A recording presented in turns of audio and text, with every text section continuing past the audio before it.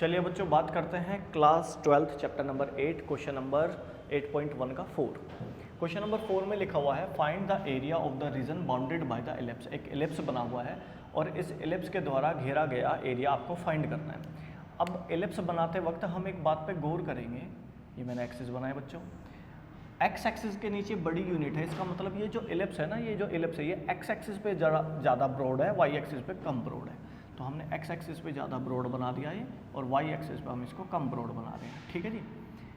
अब हमें लिखा हुआ है असलियत में एलिप्स की जो इक्वेशन होती है x square upon a square plus y square upon b square के रूप में इसको पढ़ेंगे 11th क्लास के अकॉर्डिंग। तो मुझे पता चल जाएगा यहाँ से यहाँ तक ए यूनिट कितनी बननी चाहिए, 16 होता है बच्चों 4 का स्क्वायर। तो आपको ये पता चल गया ये 40 होना चाहिए। वो 9 जो लिखा हुआ है वो बी स्क्वायर लिखा हुआ है, यानी कि ये वाला एक्सिस आपका होना चाहिए 0 3। ये आपके कोऑर्डिनेट पता चल गए इस तरीके से आपको। अब मैंने देखा कि अगर मैं 0 से लेके ये 0 0 आपका ओरिजिन होता है, अगर मैं ओरिजिन से लेके 4 लिमिट तक जाऊँ, 0 से लेके 4 तक जाऊँ और एलिप्स की इक्वेशन लगा दूँ तो ये वाला एरिया फाइंड हो जाएगा आपका। इस कर्व के नीचे का सारा एरिया निकल जाएगा, ये एरिया फाइंड हो जाएगा आपका, क्योंकि आपने 0 से लेके और 4 तक की लिमिट लगाई है। तो 0 से एक स्ट्रेट लाइन जाएगी बिल्कुल और जाके आपकी एलिप्स की इक्वेशन पे टकराएगी, 4 पे जाके एलिप्स की इक्वेशन पे टकराएगी और इनके बीच का घिरा हुआ एरिया सारा निकल जाएगा। लिमिट्स का कितना अच्छा रोल होता है। तो ये एरिया आपका फाइंड हो जाएगा। तो ये एरिया फाइंड करने के लिए हमने क्या करा, 0 से 4 तक की लिमिट लगाई और मैं इक्वेशन लगाऊंगा एलिप्स की। अब यहाँ पर थोड़ा सा ध्यान देंगे, हम लिखेंगे a to b y dx। अब मैं इसमें यहाँ पर लिख देता हूँ एलिप्स, जो आपका कर्व है, कर्व की इक्वेशन लगा रहे हैं, वो कर्व हमारा एलिप्स है। एलिप्स की इक्वेशन पुट करेंगे तो आपके पास कंडीशन आ जाएगी बच्चों 0 से 4। अब मैं y निकालने की कोशिश करता हूँ यहाँ से। अब यहाँ से y निकालने के लिए पहले y ही फाइंड कर लेते हैं।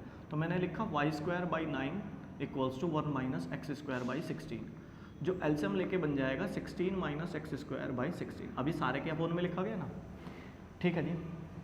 आगे ध्यान देते हैं, 9 उधर इंटू में जाएगा तो आपके पास रह जाएगा y square equals to 9 by 16, 16 minus x square. अब ये जो स्क्वायर है उधर जाके अंडर रूट बन जाएगा, तो वाई की वैल्यू आ जाएगी under root of 9 by 16, 16 minus x square, जिसको आप बोल सकते हो कि 9 का तो 3 बार निकल जाएगा, 16 का 4 बार निकल जाएगा, बट अंडर रूट के अंदर 4 स्क्वायर माइनस एक्स स्क्वायर रह जाएगा। ये कंडीशन आई आपकी, ये आपकी y की वैल्यू आई। ये y की वैल्यू मैं यहाँ पे पुट करूँगा तो मेरे पास इक्वेशन बनेगी। अब असली इंटीग्रेशन जो करना है, 0 से 4, y की जगह लिखा हमने 3/4, कॉन्स्टेंट को मैं बाहर ले जाता हूँ और 4 स्क्वायर माइनस एक्स स्क्वायर। बच्चों आपने एक एक्सरसाइज करी होगी 7.7 है शायद, 7.7 में आपको लिखा हुआ है अंडर रूट के अंदर a square minus x square हो तो उसका इंटीग्रेशन क्या करते हैं। अब हम ये वाली फॉर्मूले को अप्लाई, बाई 2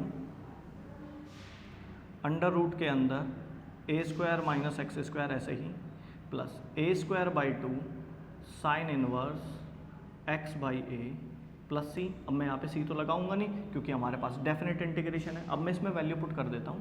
तो ये वाली वैल्यू क्या क्या है हमारी, ये 3/4 तो आपका ऐसे ही चलता रहेगा, इससे आपको टेंशन लेने की ज़रूरत नहीं है।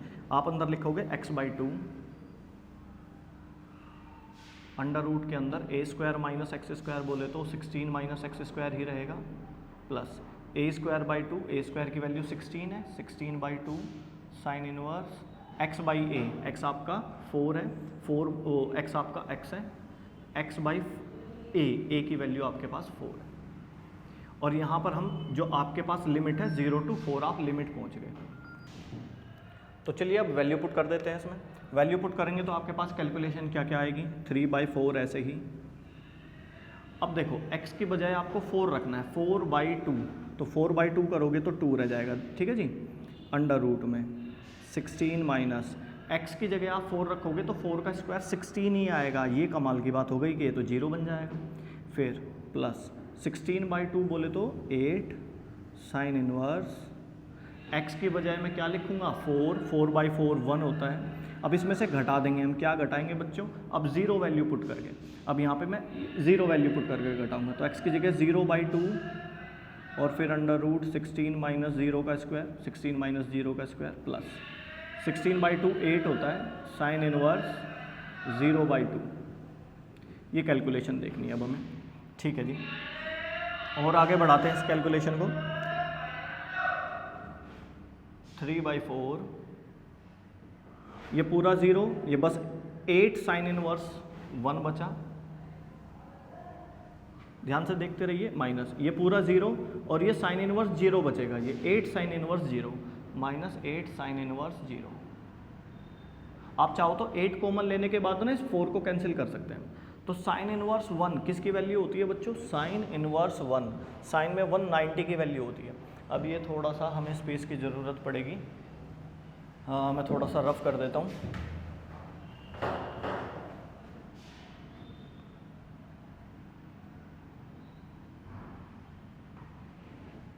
देखिए यहाँ पर इस कैलकुलेशन को लेके चल रहे हैं। 3/4 8 साइन इनवर्स, ये बच्चों 1 वैल्यू जो आती है 90 की वैल्यू आती है, तो अब आप इसको π/2 लिख सकते हो, 90 लिख सकते हो, -8। और साइन में 0 की वैल्यू होती है, इंटू 0 लिखोगे तो 2 से ये कट के 4 आ जाएगा आपके पास। तो आपके पास बचेगा 3/4 इंटू 4π, 4 से 4 भी कैंसिल हो जाएगा, आपके पास आ गया 3π।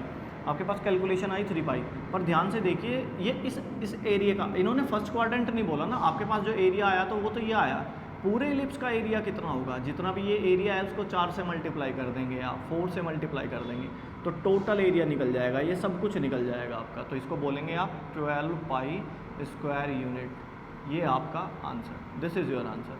आई होप बच्चों आपको ये कैलकुलेशन और ये क्वेश्चन की लैंग्वेज, ये सारी चीज़ें बड़े अच्छे से समझ में आएगी। कहाँ पे क्या प्रॉपर्टी यूज़ करनी है, इस पर फोकस करना है।